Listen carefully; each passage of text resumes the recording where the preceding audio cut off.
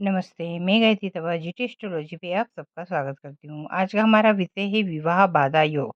देखिए, कई बार क्या होता है कि विवाह में है ना, मतलब या तो अड़चनें आती है, विवाह नहीं होता, ये विवाह लेट होता है, ऐसा करके या कुछ मतलब बाधा की वजह से और अत्यधिक लेट हो जाता है। तो देखिए, विवाह बाधा योग कौन-कौन से होते हैं, इसको स्क्रीन पे हमने आपको देखो पत्र में। अगर आपके मतलब बोलते हैं ना सप्तम हाउस में मंगल बैठा हो, ठीक है। अब यहाँ पे हम हाउस की गिनती बता देते हैं आपको। पहले first, second, third, fourth, fifth, six, seventh, eighth, ninth, 10th, 11th, 12th, है ना। सप्तम हाउस में हमने मंगल बताया। अब यहाँ से गिनेंगे तो first, second, third, fourth, fifth, six, seventh, seventh house में मंगल है, ठीक है।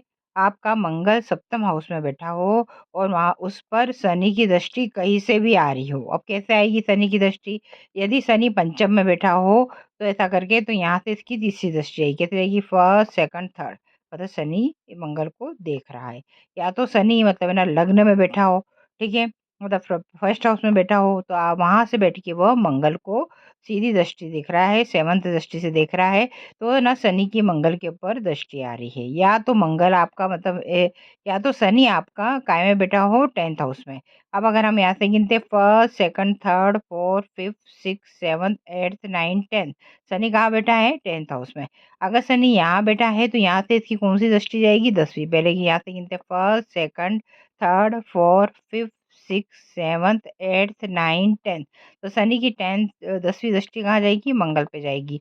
तो कहीं से भी मंगल को मतलब मंगल सप्तम हाउस में बैठा हो और है ना उस पे मंगल के ऊपर शनि की दृष्टि कहीं से भी आ रही हो, ऐसा करके, ठीक है। यहाँ पे कोई नंबर वंबर की आवश्यकता नहीं है, हाउस को नहीं देखना, बस आपका मंगल सप्तम हाउस में बैठना चाहिए और शनि की दृष्टि उस पर आनी चाहिए, ऐसा करके। शनि की कौन कौन सी दृष्टि होती है? तीसरी, सातवीं और 10वीं दृष्टि होती है, ठीक है।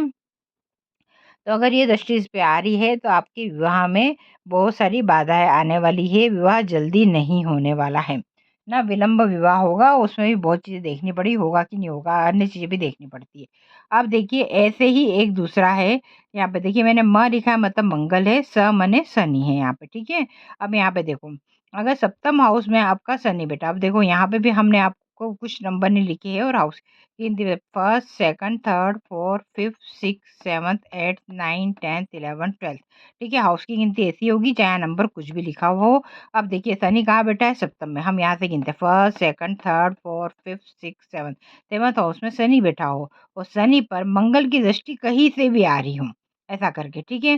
तो मंगल की दृष्टि कहाँ? ये नहीं, यहाँ पे देखो पहले तो ये लग्न में ही मंगल बैठा है, तो मंगल की सप्तम दृष्टि शनि पे जा रही है। कैसे आ रही? First, second, third, fourth, fifth, six, seventh, Shani यहाँ बैठ के मंगल यहाँ बैठ के सीधे शनि को देख रहा है, ठीक है, ऐसा करके। तो यहाँ पे मंगल की दृष्टि शनि पे जा रही है। दूसरा हम यहाँ से अगर काउंट करते हैं तो मंगल है ना फोर्थ हाउस में बैठ के कहा शनि की कौन सी दृष्टि आ रही है? यहाँ देखते हैं फर्स्ट, सेकंड, थर्ड, फोर्थ, मंगल की चौथी दृष्टि शनि पे जा रही है।